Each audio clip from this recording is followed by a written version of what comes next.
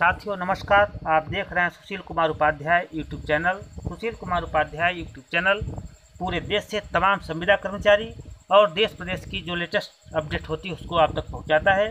साथियों आज हम विशेष की अपडेट आपको दिखाएंगे। देश के तमाम राज्यों में काम करने वाले जो सरकारी कर्मचारी हैं उनका दर्द उभर कर सामने आया है। कर्मचारी को 60 साल बाद भी पेंशन नहीं और इनको 5 साल बाद में पेंशन मिलता है। यह तस्वीर है भारतवर्ष की।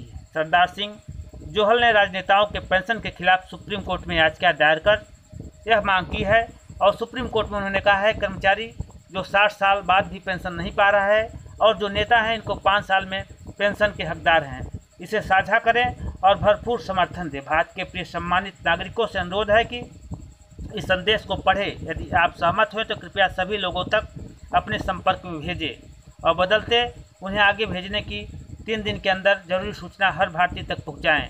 किस तरह से उनका पेंशन नहीं मिलती है। 2018 सुधार अधिनियम सांसदों के पेंशन नहीं मिलनी चाहिए क्योंकि राजनीति नौकरी या रोजगार नहीं है बल्कि एक मुफ्त सेवा है। राजनीतिक लोक प्रतिनिधित्व अधिनियम के तहत एक चुनाव है, कोई सेवानिवृत्त नहीं है, लेकिन उन्हें फिर से उसी स्थिति में चुना जा सकता है। वर्तमान में उन्हें 5 साल की सेवा के बाद पेंशन मिलती है। इससे एक और विकार यह है कि अगर कोई व्यक्ति पहले पार्षद रहा और विधायक बन जाता है फिर सांसद बन जाता है तो उसे पेंशन नहीं बल्कि 3 पेंशन मिलती है। देश के नागरिकों के साथ एक बड़ा विश्वासघात है जिसे रोकने के लिए तुरंत प्रयास करना होगा। केंद्रीय वेतन आयोग के साथ सांसदों के वेतन भत्ते को संशोधित किया जा रहा है, इसे आयकर के तहत लाया जाना चाहिए।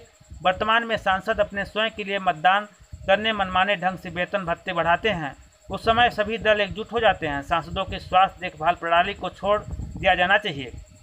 भारत के सभी नेताओं के स्वास्थ्य देखभाल किसी अन्य नागरिक की तरह होनी चाहिए। वर्तमान में उनका इजाज़ अक्सर विदेश में किया जाता है। उन्हें बिजली, पानी और फ़ोन बिल जैसे सभी रियायती सुविधा दी जाती है, लेकिन उन्हें नियमित रूप से बढ़ाते हैं। नेताओं के लिए भी IAS और PCS परीक्षा, TT जैसी कोई परीक्षा पास होना अनिवार्य नहीं होना चाहिए।